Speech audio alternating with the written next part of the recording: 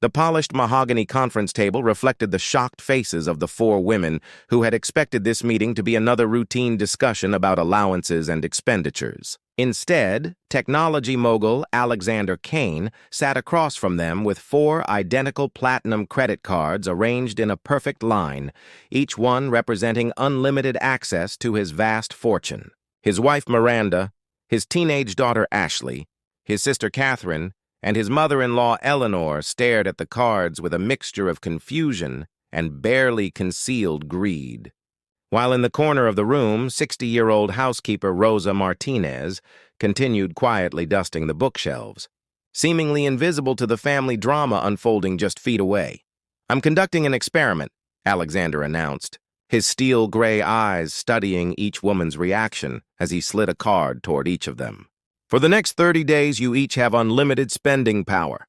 No restrictions, no questions asked, no budgets. I want to see what you do when money is truly no object." Miranda Kane picked up her card with manicured fingers, her expression shifting from confusion to calculation. At 42, she had married Alexander 15 years ago when his tech startup was still operating out of a garage. But now that his company was valued at $12 billion, she had grown accustomed to luxury without ever truly appreciating its source. "What's the catch, Alex? You never do anything without an agenda." "No catch," Alexander replied evenly. "Just curiosity about human nature when financial limitations are removed entirely." He had built his fortune by understanding behavior patterns and predicting market responses. But lately he'd become fascinated by a more personal question. What did the women in his life value most when they could afford anything? Ashley Kane, 17 and already possessing her mother's sharp instincts for manipulation, examined her card with teenage skepticism. "So I can buy literally anything? A car? Designer clothes? My own apartment?" She had been pushing boundaries for months, testing how much her father's guilt over his long work hours could be converted into material goods.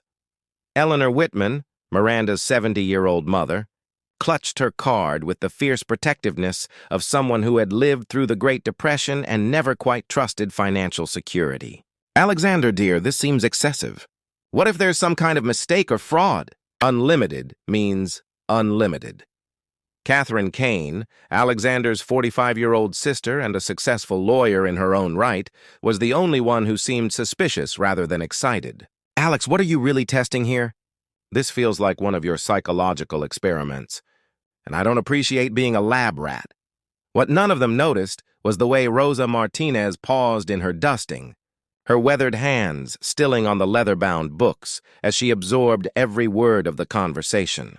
She had worked for the Kane family for 8 years, arriving before dawn and leaving after sunset, maintaining the sprawling estate with the quiet efficiency that made wealthy people forget their dependence on others' labor. "Actually," Alexander said quietly, "there are 5 cards, not 4. He reached into his jacket and pulled out one more platinum card, extending it toward Rosa. "This experiment includes everyone who contributes to this household."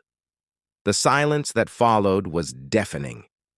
Miranda's face twisted with indignation, Ashley's mouth dropped open in teenage outrage, and Eleanor looked as though she might faint. Catherine simply stared, her lawyer's mind clearly calculating the implications of including the help in what she had assumed was a family matter. "Alexander," Miranda hissed, "you cannot be serious. She's the maid." "She's also a human being who works harder than any of us," Alexander replied calmly, still holding the card toward Rosa, who stood frozen with shock. "Rosa, the same terms apply to you. 30 days. Unlimited spending. No restrictions." Rosa's hands trembled as she looked at the card, then at the hostile faces of the family members who clearly viewed her inclusion as an insult to their status. "Mr. Kane," she whispered, "I cannot accept this." "It wouldn't be appropriate." "Why wouldn't it be appropriate?" Alexander asked. "Because you work for me? Because you weren't born into wealth? I'm curious about human nature, Rosa, and your nature is part of this household, whether the others want to acknowledge it or not." Over the next week, the spending spree began in earnest, and Alexander watched with clinical fascination as each woman revealed her true priorities when money became meaningless. Miranda immediately booked a month-long spa retreat in Switzerland, purchased an entirely new wardrobe from 3 different designers, and hired a personal trainer, nutritionist, and life coach. Her spending focused entirely on herself, improving her appearance, her comfort, her social status among other wealthy wives who measured success in designer labels and exclusive experiences. Ashley took a different approach, buying her way into social circles that had previously been closed to her. She purchased expensive gifts for classmates, threw lavish parties at exclusive venues, and hired a social media manager to document her newfound lifestyle. Her unlimited card became a tool for purchasing friendship and influence among her peers. Eleanor's spending was driven by decades of accumulated fear about financial security. She purchased multiple properties as investments, bought gold and jewelry that could be easily liquidated, and set up investment accounts that she controlled independently. Her choices reflected a deep-seated anxiety about losing everything, even when everything was guaranteed. Catherine, true to her lawyer's nature, used the card strategically. She donated massive amounts to causes she cared about, funded scholarships for underprivileged law students, and invested in businesses owned by women and minorities. Her spending was purposeful and socially conscious, but also calculated to enhance her professional reputation and personal legacy. But it was Rosa's behavior that truly surprised Alexander. For the first 5 days, she didn't use the card at all. She continued her regular routine, arriving early, working diligently, leaving quietly. Alexander began to wonder if she had even understood the offer or believed it was real. He had included her in the experiment partly as a control group, expecting that someone from a different economic background might approach unlimited wealth with more restraint or different priorities. On the 6th day, Alexander's accountant called with an unusual report. "Mr. Kane, there's been some activity on the 5th card. The one for your housekeeper. But the purchases are unusual." "Unusual how?" Alexander asked, pulling up the account activity on his computer. "Well, she's made 17 different payments, but they're all small amounts to different individuals. It looks like she's paying off other people's debts. Medical bills, student loans, mortgage payments. None of the beneficiaries appear to be related to her." Alexander stared at the screen, scrolling through transactions that painted a picture he hadn't expected. Rosa had systematically gone through her community, her church, her neighborhood, her extended network of friends and acquaintances, and had quietly paid off their most pressing financial obligations. No luxury purchases, no personal indulgences, no investments in her own future. Just a methodical elimination of other people's financial stress. Curious now, Alexander decided to observe more closely. The next morning, he arrived at his home office early and positioned himself where he could see Rosa's activities without being obvious about his surveillance.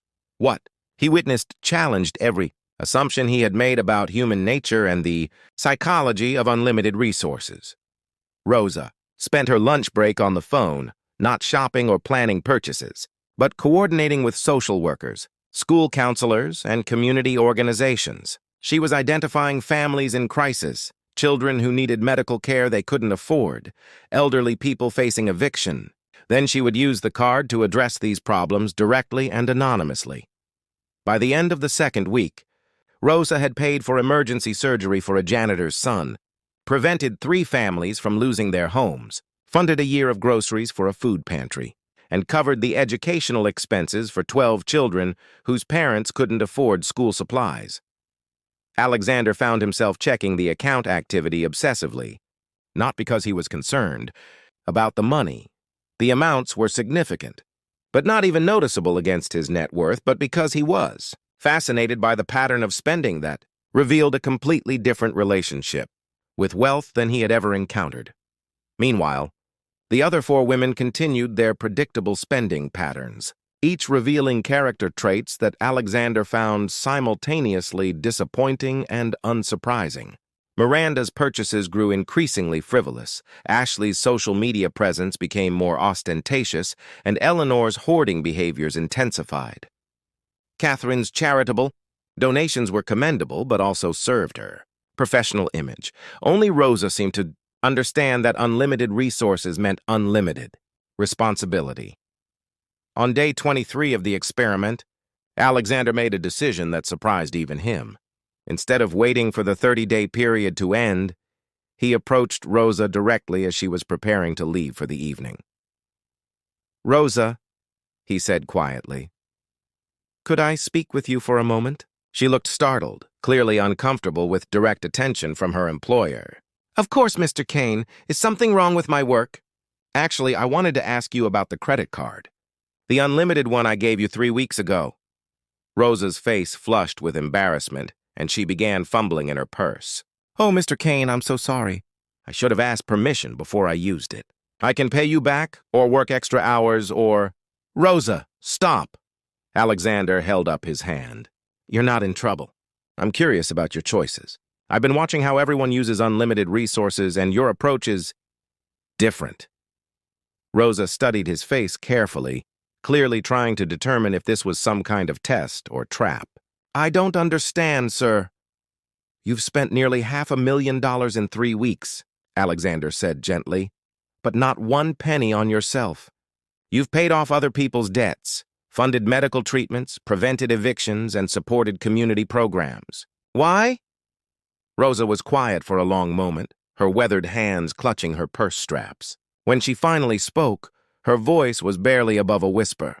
"Mr. Kane, when you have never had money, you understand what it means to need it. When you have worked your whole life for wages that barely cover your basic expenses, you know what it feels like to choose between medicine and groceries, between rent and heat."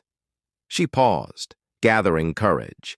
"When you gave me that card, you gave me the power to fix problems that money can fix. Not for myself, I have enough for my simple needs. But for my neighbors, my community, people who work just as hard as I do but still struggle." She looked down at her hands, worn from decades of manual labor. "You see, sir, I have always been rich in the things that matter. Family, faith, community. But I have never had the power to help others the way I wanted to. Your card didn't make me wealthy. It made me useful." Alexander felt something shift in his chest, a recognition of a perspective on wealth that his business school education and corporate success had never taught him. "Rosa, what would you do if I told you the card was yours to keep permanently?" Rosa's eyes widened with something that looked like fear rather than excitement. "Sir, that would be too much responsibility, too much power for someone like me. Someone like you?" Alexander asked. "Rosa, in 3 weeks, you've accomplished more meaningful change than most charitable foundations achieve in a year. You've identified real needs and addressed them efficiently and directly. You've used unlimited resources to create actual value in people's lives." He paused, thinking about the contrast between Rosa's choices and those of his family members. "I gave this test to 5 women to learn something about human nature. You taught me that true wealth isn't about what you can buy for yourself. It's about what you can do for others." The next morning, Alexander called a family meeting. The 4 original recipients of the unlimited cards sat around the same conference table, but this time Rosa was invited to sit with them rather than work around them. "The experiment is over," Alexander announced. "But before I collect the cards, I want to share what I learned." He pulled up 5 different computer screens showing the spending patterns of each woman over the past month. The contrast was stark and undeniable. "Miranda, you spent $1.2 million on personal luxury items. Ashley, you spent $800,000 on social status and material goods. Eleanor, you spent $2 million on investments and security for yourself. Catherine, you spent $600,000 on causes that also benefit your professional reputation." He turned to the 5th screen. "Rosa spent $500,000 on medical bills, housing costs, educational expenses, and community support for people she's never met and who will never know she helped them." The silence in the room was heavy with unspoken realizations. "This wasn't really an experiment about money," Alexander continued. "It was an experiment about character. When given unlimited resources, 4 of you chose to benefit yourselves or your own interests. 1 of you chose to see how much good she could do for others." Miranda's face was flushed with anger and embarrassment. "Alex, you're comparing us to the help. Of course she spent money on poor people. She's one of them." "Actually, Miranda, that's exactly the point," Alexander replied calmly. Rosa understands what it means to struggle, so she uses resources to eliminate struggle for others. You understand what it means to have privilege, so you use resources to increase privilege for yourself. He stood up and walked to Rosa's chair. Rosa, I'm offering you a choice. You can continue working here as before, with a significant raise and benefits. Or you can accept a position as director of the Kane Foundation, a charitable organization I'm establishing today with a $50 million endowment. Your job would be to continue doing exactly what you've been doing, identifying needs and meeting them efficiently and directly. Rosa stared at him with tears in her eyes. Mr. Kane, I don't have experience running a foundation. I don't have business training or a college degree.